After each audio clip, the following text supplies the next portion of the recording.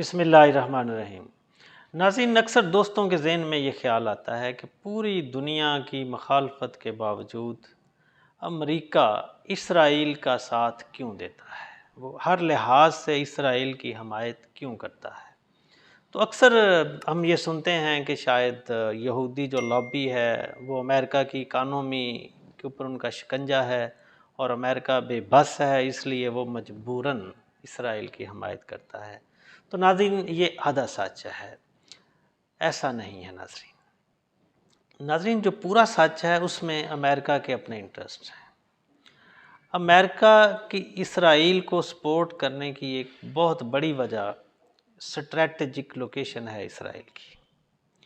امریکہ کیونکہ middle asset یعنی مشرق وسطیٰ جو کہ وسائل اور دولت سے مالا مال خطہ ہے، امریکہ اس کے اوپر اپنا کنٹرول چاہتا ہے۔ اور یہاں پہ سوال یہ پیدا ہوتا ہے کہ جب امریکہ کے ان عرب ملکوں کے اندر اپنے اڈے موجود ہیں تو پھر اس کو کیا ضرورت ہے۔ ناظرین، امریکہ جو ہے وہ یہ سمجھتا ہے کہ یہ جو میرے بیسز ہیں، کسی ٹائم بھی اگر یہ عرب اکٹھے ہو جاتے ہیں اور اس چیز کے اوپر متفق ہو جاتے ہیں کہ مجھے یہاں سے نکالنے کی کوشش کرتے ہیں، تو کوئی ملک ایسا ہونا چاہیے اس لوکیشن کے اندر جو مذہبی، سفارتی، ملٹری لحاظ سے میری پالیسی کو آگے لے کے چلے، اور وہ ہے اسرائیل۔ اور اسرائیل نے یہ 3 جنگیں جو لڑی ہیں عربوں کے ساتھ، اس کے اندر اس نے خود کو ثابت کیا کہ آن گراؤنڈ سپورٹ کے بغیر بھی امریکہ کے وہ عربوں سے لڑنے کی طاقت رکھتا ہے۔ تو اس وجہ سے جو امریکہ ہے وہ اسرائیل کے وجود کا تحفظ کرتا ہے، کیونکہ وہ یہ سمجھتا ہے کہ جو میرے انٹرسٹ ہیں اس خطے کے اندر، ان کی حفاظت اسرائیل کرتا ہے۔ اور پھر جو 2 ریاستی حل ہے اس کے اوپر بھی امریکہ کیوں اسرائیل کی ہی زبان بولتا ہے، اس کے پیچھے بھی جو کہ عرب چاہتے ہیں، جو کہ مین پہلے ایجنڈا تھا کہ اسرائیل کا وجود یہاں پہ نہیں ہونا چاہیے، جو ہمارے ایک رائٹ ونگ ہے، لیکن پھر اب عرب لیگ اور جو ایون پاکستان جو اسلامی ممالک ہیں وہ بھی 2 ریاستی حل کی بات کرتے ہیں۔ تو اس کے اوپر بھی اسرائیل تیار نہیں ہوتا اور امریکہ اس کی سپورٹ کرتا ہے۔ تو اس کی بھی ایک وجہ ہے جو اسرائیل پھر امریکہ کو بلیک میل کرتا ہے۔ وہ وجہ کیا ہے؟ ناظرین، فلسطین کی جو ویسٹ بینک اور غزہ کی ٹوٹل آبادی جو ہے وہ تقریباً 50 لاکھ کے لگ بھگ ہے، اس سے تھوڑی اوپر ہوگی، اور تقریباً 50 لاکھ سے اوپر 58-59 لاکھ کے قریب جو فلسطینی ہیں وہ مہاجرین کی شکل میں رہتے ہیں، جو اس کے چاروں سائڈوں پہ جو ممالک ہیں، عرب ملک ہے، جس میں ایجپٹ ہے، اس میں سیریا ہے، جارڈن ہے، لبنان ہے۔ اب یہ ملک جو چاروں ملک ہیں یہ بھی چاہتے ہیں کہ جو فلسطینی مہاجرین ہیں یہ واپس فلسطین چلے جائیں، وہ ان سے کچھ زیادہ خوش نہیں ہیں۔ اب لبنان کا ایشو تو یہ بھی ہے کہ اس کی اپنی ٹوٹل آبادی ہی 50 لاکھ سے تھوڑی اوپر ہے، تو جب اتنے مہاجرین ظاہر ہے کہ وہاں پہ کچھ لاکھوں بھی چلے جائیں گے تو اس کی اپنی ایک ڈیموگرافی چینج ہو جاتی ہے۔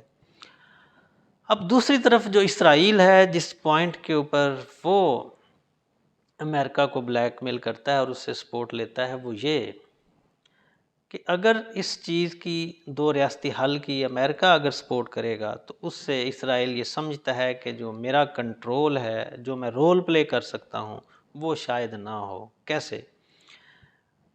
وہ ایسے کہ ایک تو وہ فلسطینی جو مہاجرین جو بیٹھے ہوئے ہیں دوسرے ملکوں کے اندر، ان میں سے اکثر کے جو گھر ہیں، جو زمینیں تھیں، وہ اس جگہ پہ ہیں جہاں پہ اسرائیل قبضہ کر چکا ہے اور وہاں پہ یہودی بستیاں آباد کر دی ہیں۔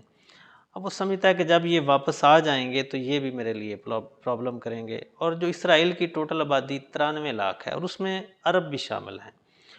اب فلسطین کی 50 لاکھ تقریباً جو فلسطینی ہیں وہ جو ویسٹ بینک اور غزہ کے اندر رہ رہے ہیں، اور اگر 59 لاکھ مہاجر جو فلسطینی ہیں وہ بھی آ جاتے ہیں تو ان کی آبادی اسرائیل سے زیادہ ہو جاتی ہے۔